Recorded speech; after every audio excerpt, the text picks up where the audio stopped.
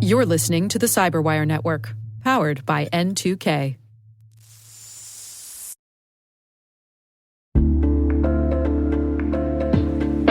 Maybe that's an urgent message from your CEO, or maybe it's a deepfake trying to target your business. Doppel is the AI-native social engineering defense platform fighting back against impersonation and manipulation. As attackers use AI to make their tactics more sophisticated, Doppel uses it to fight back, from automatically dismantling cross-channel attacks to building team resilience and more. Doppel, outpacing what's next in social engineering. Learn more at doppel.com. That's DOPPEL.com.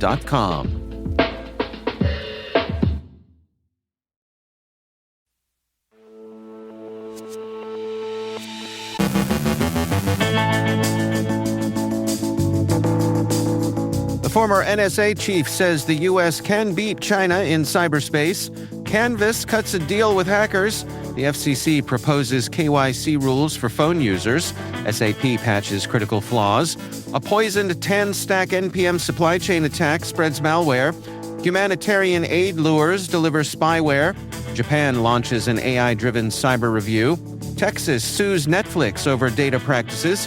Harvard experts debate the future of agentic AI security. On our Threat Vector segment, David Moulton welcomes Assaf Keren, CSO at Qualtrics and author of Lessons from the Frontlines. Our guest is Tim Starks from CyberScoop, discussing changes to the CyberCorps Scholarship program and the Gentleman's Guide to Awful OPSEC.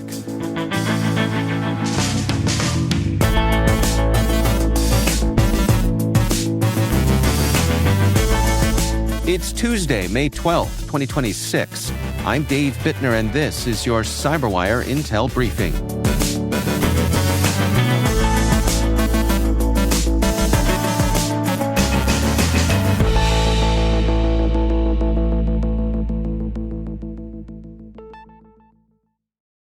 Thanks for joining us here today. It's great, as always, to have you with us. Former NSA and U.S. Cyber Command leader Timothy Hogg says China's long-running cyber campaign against the United States is serious, but far from unbeatable. In a New York Times editorial, he points to intrusions tied to groups like Volt Typhoon and Salt Typhoon, which targeted utilities, telecommunications networks, and senior officials. Hogg argues the United States already holds a major advantage through its private sector. American cybersecurity firms, cloud providers, and telecom companies operate at unmatched global scale and can often detect malicious activity faster than governments. He cites a recent Google disruption of a Chinese espionage campaign as proof that industry-led action can work quickly and effectively. Hogg believes voluntary cooperation is no longer enough. He calls for clearer laws authorizing companies to disrupt foreign cyber operations, more funding for critical infrastructure defense, and stronger public consequences for Chinese cyber activity, including sanctions and coordinated disruption efforts. He also warns that U.S. Cyber Command remains underfunded relative to the scale of the threat. Infrastructure, the company behind the widely used Canvas learning platform, says it reached an agreement with the Shiny Hunters extortion group after a cyber attack disrupted services at roughly 9,000 educational institutions across the U.S., Canada, Australia, and the U.K. The attackers claimed to have stolen 3.5 terabytes of university and student data and threatened to publish it online unless a ransom was paid. Instructure says the agreement resulted in the return of data, digital confirmation of its destruction, and assurances that affected institutions and students would not face further extortion. The incident interrupted exams and coursework for many students. Security experts and law enforcement agencies generally discourage ransom payments because attackers may still retain or resell stolen data. Instructure said its priority was protecting customer information and minimizing harm to students and schools. The Federal Communications Commission is proposing new Know Your Customer rules aimed at reducing illegal robocalls, but critics warn the changes could create major privacy concerns and effectively end anonymous burner phones in the United States. Under the proposed rules, prepaid phone customers could be required to provide government-issued identification, a physical address, a legal name, and an existing phone number before receiving service. The FCC is also considering behavioral red flags, including cryptocurrency payments, virtual office addresses, and suspicious websites or email accounts. The FCC says telecom providers are best positioned to stop illegal calls before they reach consumers. But civil liberties advocates argue the plan could expand surveillance and make it harder for vulnerable people, including abuse survivors and refugees, to access anonymous communications. Proposed enforcement measures could fine telecom providers $2,500 per illegal call, creating strong incentives for aggressive customer monitoring. SAP has released 15 new security notes for its May 2026 Security Patch Day, including 2 critical vulnerabilities with a CVSS score of 9.6, affecting S/4HANA and SAP Commerce. The S/4HANA flaw is an SQL injection vulnerability that could allow authenticated attackers to access sensitive data. A second issue affects SAP Commerce and could enable unauthenticated attackers to upload malicious configurations and execute arbitrary server-side code. SAP also patched a high-severity OS command injection flaw in forecasting and replenishment, along with additional medium and low-severity bugs across multiple products. SAP says there's no evidence these vulnerabilities are being actively exploited, but customers are urged to apply patches quickly. Attackers published 84 malicious versions of official TanStack NPM packages in a 6-minute supply chain attack that exposed developers to credential theft, self-propagating malware, and potential disk wiping. Researchers say the attackers exploited a GitHub Actions cache poisoning weakness to steal NPM publishing tokens without compromising TanStack maintainers directly. The malicious packages, uploaded on May 11th, were removed within roughly 30 minutes after detection by Step Security. Analysis from Socket and Step Security found the malware searched more than 100 locations for cloud credentials, SSH keys, crypto wallets, and developer secrets. Researchers also identified a deadman switch that could wipe an infected system if stolen GitHub tokens were revoked. The incident highlights ongoing risks in software supply chains and the danger posed by routine package installation commands in developer environments. Researchers at Cybel Research and Intelligence Labs have identified a new espionage campaign called Operation Humanitarian Bait that uses fake humanitarian aid documents to deliver Python-based spyware to Russian-speaking targets. The attack begins with phishing emails carrying a malicious shortcut file hidden inside a RAR archive. The malware uses PowerShell and fileless execution techniques to evade automated detection, while displaying a decoy PDF related to humanitarian assistance. Researchers say the spyware is hosted through GitHub releases and heavily obfuscated using PyArmor. Once installed, the malware can steal browser credentials, Telegram session data, cryptocurrency wallets, and screenshots, while also logging keystrokes and enabling remote desktop access through RustDesk or AnyDesk. The campaign demonstrates how attackers are increasingly blending trusted services, social engineering, and stealth-focused malware to maintain long-term access and evade security tools.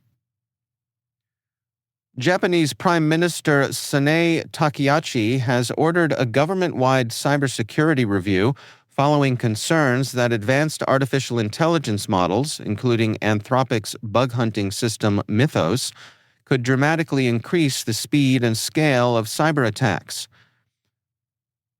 Takaichi directed Cybersecurity Minister Hisashi Matsumoto to assess whether government agencies and critical infrastructure operators can effectively detect and remediate vulnerabilities.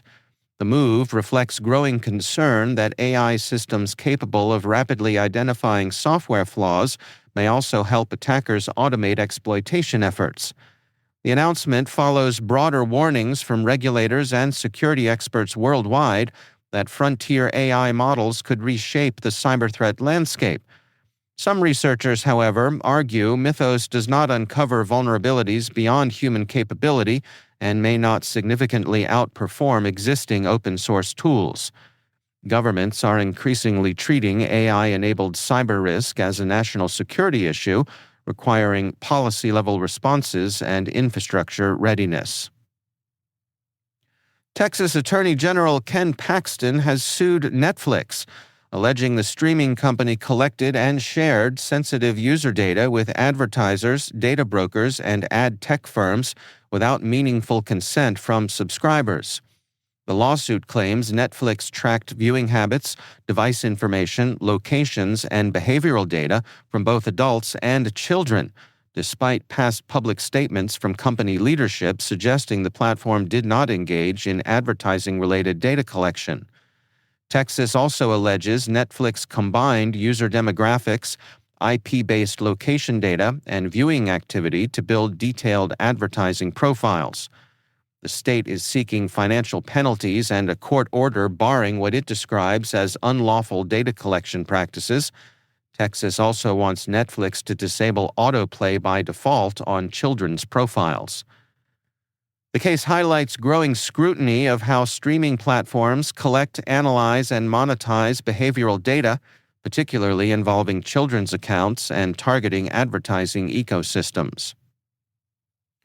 Cybersecurity researchers and policy experts say increasingly autonomous agentic AI systems could transform both cyber defense and cybercrime, raising urgent questions about regulation, liability, and national security. During a discussion hosted by Harvard's Berkman Klein Center, experts pointed to rising AI-assisted cyber attacks, including phishing campaigns and software exploitation efforts that can rapidly identify vulnerabilities. IBM data cited during the panel showed attacks targeting public-facing applications rose 44% year-over-year in 2026. Panelists argued businesses and governments need clearer security standards and liability frameworks before AI-driven threats escalate further. Concerns included AI-enhanced phishing, autonomous cyber retaliation, and the difficulty of securing sprawling software ecosystems. At the same time, researchers said agentic AI could strengthen defenses by detecting fraud patterns and suspicious behavior in real time.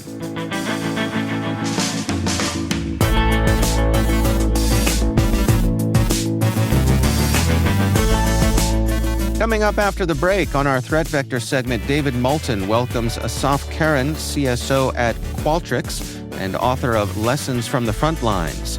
Tim Starks from CyberScoop discusses changes in the CyberCorps Scholarship program and the Gentleman's Guide to Awful OPSEC. Stay with us.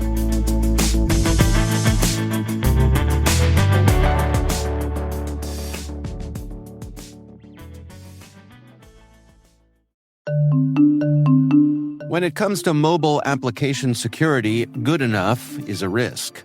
A recent survey shows that 72% of organizations reported at least one mobile application security incident last year, and 92% of responders reported threat levels have increased in the past 2 years.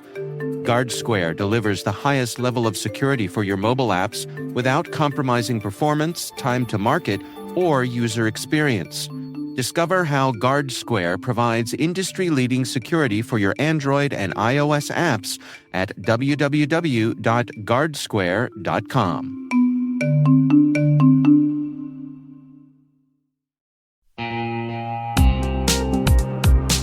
No, it's not your imagination. Risk and regulation are ramping up, and customers expect proof of security just to do business. That's where Vanta comes in. Vanta automates your compliance process and brings compliance, risk, and customer trust together on one AI-powered platform. Whether you're preparing for a SOC 2 or managing an enterprise GRC program, Vanta helps keep you secure and your deals moving. Companies like Ramp and Ryder report spending 82% less time on audits. That's not just faster compliance, that's more time to focus on growth. When I look around the industry, I see over 10,000 companies, from startups to big enterprises, trusting Vanta. Get started at vanta.com/cyber.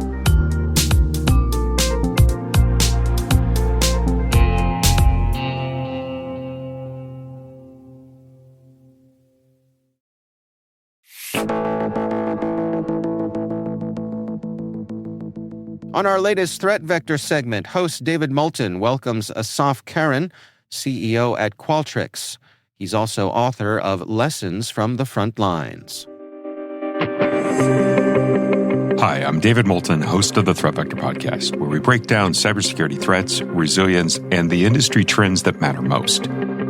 What you're about to hear is a snapshot from my conversation with Assaf Keren, SVP and Chief Security Officer at Qualtrics, and the author of a new book, Lessons from the Frontlines, out now from Wiley. AI is the most powerful tools defenders have ever had. It is also the most capable weapon attackers have ever had. And right now, attackers are using it. Assaf has spent 25 years protecting some of the world's most targeted digital environments, from the Israeli government to PayPal to Qualtrics. He's not speculating about what AI-powered attacks look like. He's watching them happen. In this episode, we get into why AI doesn't just lower the barrier to entry for attackers, it removes the ceiling. What prompt injection actually means for defenders and why it's different from any threat most teams are built to handle. And the moment your organization deploys an AI tool, why your threat model has to change immediately. Assaf has a phrase that stuck with me. The moment you bring AI into your environment, you have less slack. You can't skip steps. Most organizations are skipping steps. If your security program hasn't caught up to what AI means for your attack surface, this is the conversation to start with. Assaf, welcome to Threat Vector. I'm really glad to have you here. I know there had been some scheduling nonsense, but we finally got it, man. We're finally on the mic together. So let's have a good conversation. Six rescheduling to get to this point, if I counted correctly. But let's go. I'm excited. In your book, you wrote about this danger of feeling like you know enough and how that confidence can quietly become a liability. In a field that's moving as fast as AI security, I think that trap feels easy to fall into. Where do you see that showing up now? Specifically with AI, I think that I'm seeing a lot of security teams not understanding how pivotal this moment is and using legacy thinking in making decisions and maybe defaulting to the default of security teams, which is being the Department of No. Mm-hmm. I think especially there is a gap of knowledge in security teams understanding AI and machine learning. I think it has been there for a while, but with the explosion happening right now, that fear is dangerous. And that lack of curiosity that I'm seeing in a lot of places is bothering me because I think that we're creating more impact than good when we're doing it.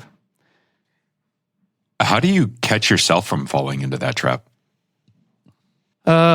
Sometimes successful, sometimes I'm not, by the way. I don't want to make it sound like I'm always curious, but I do curiosity checkups.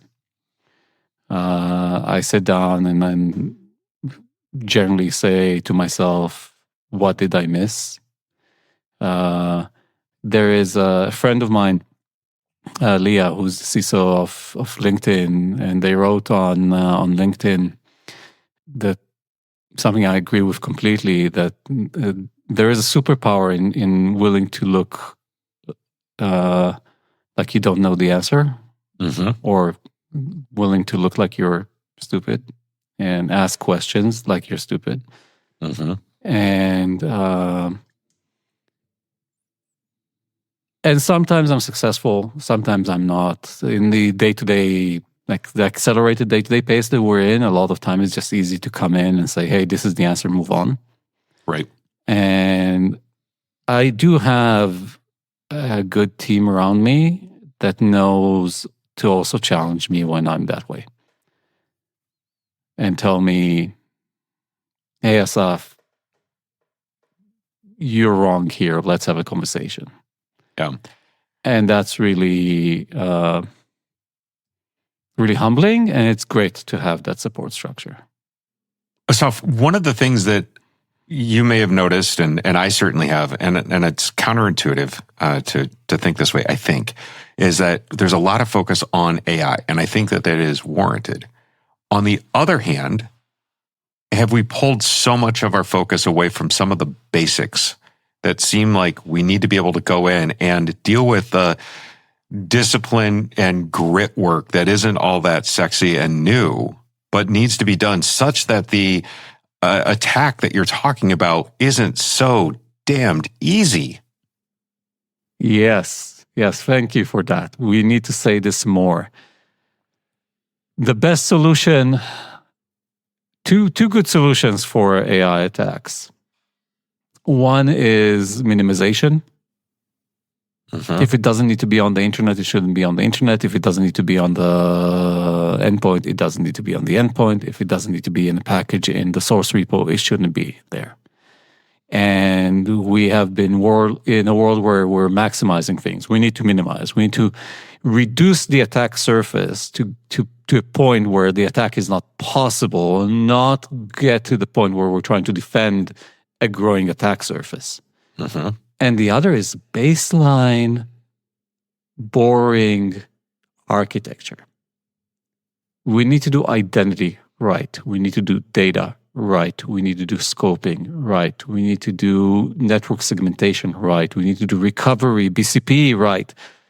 And these are hard things. And we've been glossing, as an industry, we've been glossing over them with mitigating controls and good enough and all of there is no good enough anymore. Because what we're doing is even worse than attackers using AI. We're putting AI on top of broken mechanisms. And so we're putting a non-deterministic engine on top of a broken deterministic architecture that can go and do whatever it wants. And our ability to control a non-deterministic engine is very, very low right now. Until we get into the world where there is runtime security for the AI solutions that we provide to our customers, there has to be very strong architectural guardrails on the bottom. And if we put on an AI agent on bad identity infrastructure, it will find a way through prompt injection, through other means, through, I don't know, to get to the data that it wants to get to, or the attacker wants to get to, using our own bad infrastructure. So completely agree with you. There is, in my mind, a whole resurgence of being brilliant at the basics. I want to end on hopefully a positive note, right? You've written this book about what it takes to lead in this field long term. You're watching everything that's going on with AI right now. Is there anything that gives you confidence that defenders may come out ahead in this era? Yeah, to steal a quote from Phil Venables, I'm a short-term pessimist, long-term optimist. I think that the next couple of years are going to be either hilarious or daunting, depending on who you are. But I think in the end, this technology is so exciting that we're going to be able to do something that we've been trying to do for years and years and years unsuccessfully, which is to free up people to do people work and not to do manual labor tasks. And we're already at the deficiency of the amount of people in the profession. And people are burning out because they need to handle incidents on a day-by-day basis. So copy-paste answers into questionnaires or do third-party risk management things that don't bring value but are part of the process. And we're going to be able to automate a lot of these processes and reduce the amount of time people are actually doing stuff like vuln triage or incident triage, and have them work on the larger picture, that it's going to be much not easier. It's going to be much more exciting to be a security professional in 2 years than it is right now, because you're going to work on big picture stuff more than you are today. And I think that that's exciting. And I think we will get ahead of the curve. We need to adopt the technology as fast as attackers. That will not happen. So that's why we have 2 years of catching up to. I think we'll catch up.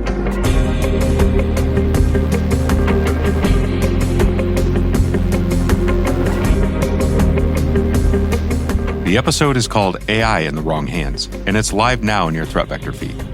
Thanks for listening. Stay secure. Goodbye for now.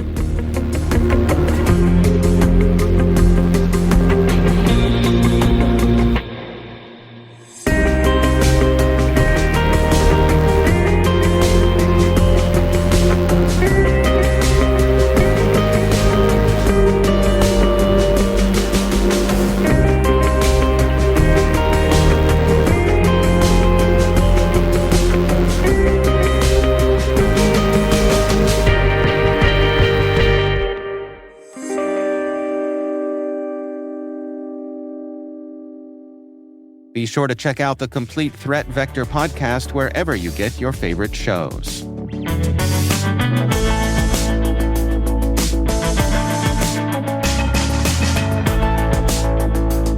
It's always my pleasure to welcome back to the show Tim Starks. He is a senior reporter at CyberScoop. Tim, welcome back. Hi, Dave.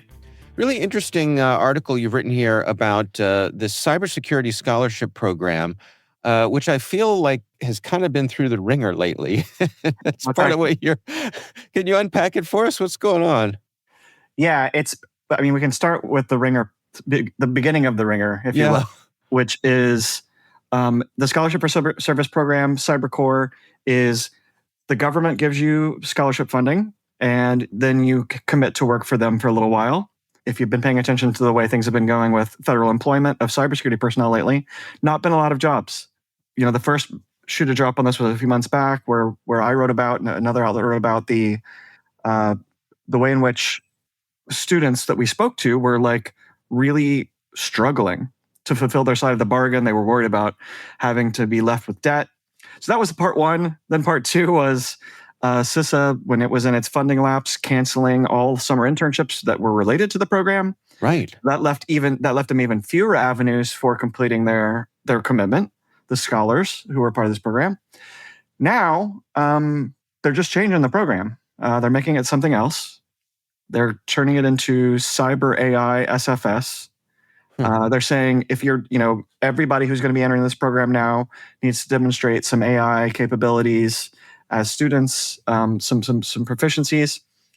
And while, there was actually a dollop of good news, which we can get to in this a little later, this was bad news for some of the students who were like, well, wait, where does this leave me? Because it explicitly said that people entering this program without AI experience would be unemployable within the next 2 to 3 years. So just to be clear here, for our listeners' sake, like the people who entered this program in good faith, the deal that they were engaging with was that they would, in exchange for agreeing to work for the federal government for X number of years, they would get scholarship money to continue their studies. Is that a simple way to explain it? Perfectly accurate. Yeah.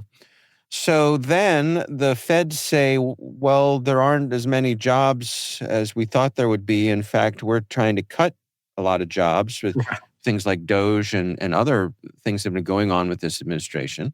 And so that leaves these students without the opportunities, but they're still on the hook to pay back the money if they don't find a job in the federal government. Yeah, that's the gist of it. Now, there has been talk of deferments as a way to deal with some of that or delays and, people being able to fulfill this commitment within a certain amount of time. But if you look at where the federal budget is going, they're looking to cut CISA even further, just as one avenue of working for the government. They've lost lots of cyber jobs at lots of other agencies as well. There's some talk of them trying to hire some people, from positions they'd eliminated or people that they'd lost. But how confident are you if you're in this program that a 1-year extension will do the trick, you're not terribly. Yeah.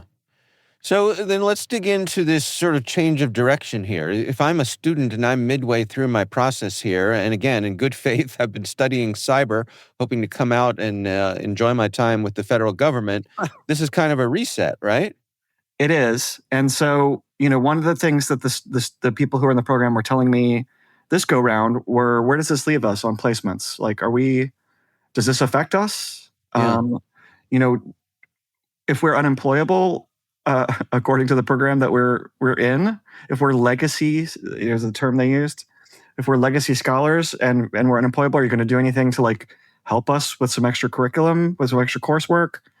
Now, from the government standpoint, they say this shouldn't affect placements, but the students haven't heard that from the agencies that are running the program themselves, and they are skeptical for lots of reasons. Yeah. Well, we'll stay tuned on this one, hoping for the best for all those students. Before I let you go, this story kind of slipped under my radar, so I wanted to catch up on it with you. We've got a new person who's running things in the House Cybersecurity Committee, the subcommittee on cybersecurity and infrastructure protection. Yes, the new top Democrat is Delia Ramirez. She's taking over for Eric Swalwell, who has had some issues, to say the least. One or two. I think you could say he was probably an effective person in that position. Yeah. Right? Before his troubles came to light. So she stands to have the same potential to influence things. She's going to be a new voice on cyber that we're hearing. I think it'll be interesting to see. This is a kind of a full turnover of the leadership of that committee, because on the Republican side, once Andrew Garbarino became the full committee chairman, they had to appoint somebody new, and that was Andy Ogles. But Andy, I don't want to use his first name like that, like we're colloquial, but Congressman Ogles has not quite yet demonstrated what his priorities are going to be. He hasn't signaled, much of what his focus is going to be. There was a hearing recently where she was there for the hearing longer than he was. So I think if you look at where the leadership of this committee is, she has a chance to make a difference here, I think. Yeah, I guess that's my question. Is she in a position to really have some influence here? The way that this committee is stacked and packed, can she matter? I think so. The subcommittee for the last several iterations of the subcommittee with leadership changes has been pretty bipartisan in its leadership. I mean, not universally, but pretty bipartisan, certainly by today's congressional standards. Yeah. And Andrew Garbarino has had that style of leadership of the full committee in general. So it's not like they're not moving Democrat bills the way a lot of other committees just are ignoring them and completely neglecting them and kind of shunning Democrats and saying, we're not going to work with you. She doesn't have, a cyber background per se, but she has, prior to this, despite being a relatively new lawmaker, shown some zeal for these issues when talking in committee hearings, getting into the nitty gritty of things like Microsoft's handling of Salt Typhoon. So she's not someone who hasn't shown an interest in this. She's shown an interest in it.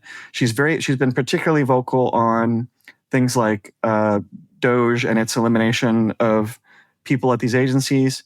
I don't know if she can make as much of a difference there, but if she wants to get her hands dirty legislatively, I think there's room for her to do that and get into some nitty-gritty policy issues. And maybe, depending on how Chairman Ogles is going to be running the committee, I think she has a chance to make a difference for real.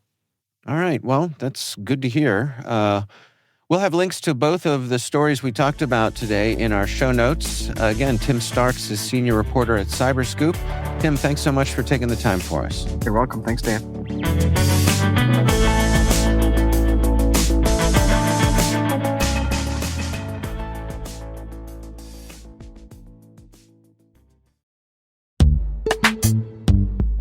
Most environments trust far more than they should, and attackers know it.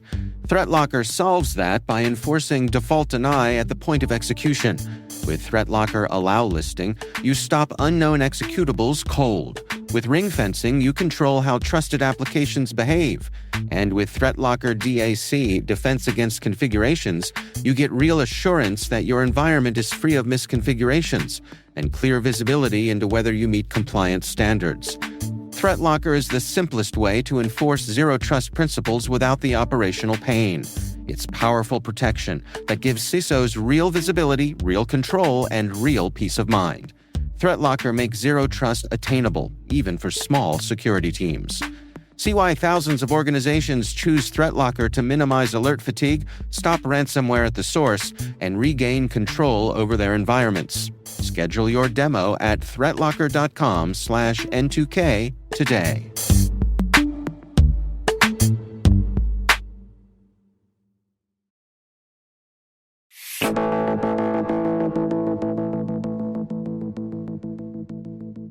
And finally, in a development that might qualify as occupational irony, the ransomware as a service group known as The Gentleman has itself been hacked, with thousands of lines of internal chats and operational details spilled online.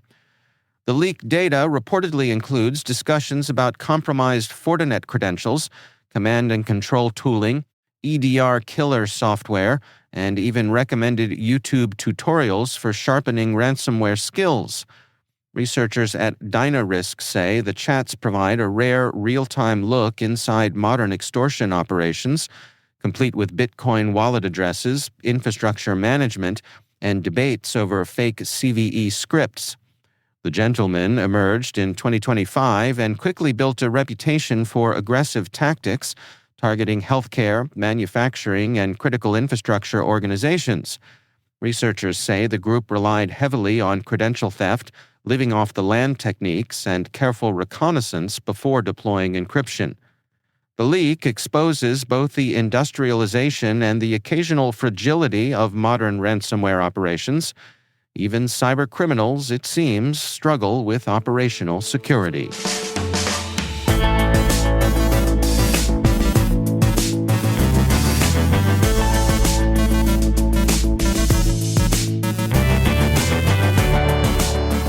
And that's the CyberWire. For links to all of today's stories, check out our daily briefing at thecyberwire.com. We'd love to know what you think of this podcast. Your feedback ensures we deliver the insights that keep you a step ahead in the rapidly changing world of cybersecurity. If you like our show, please share a rating and review in your favorite podcast app. Please also fill out the survey in the show notes or send an email to cyberwire@n2k.com. N2K's lead producer is Liz Stokes. We're mixed by Trey Hester with original music and sound design by Elliot Peltzman. Our contributing host is Maria Vermazis. Our executive producer is Jennifer Iben. Peter Kilpie is our publisher, and I'm Dave Bittner. Thanks for listening. We'll see you back here tomorrow.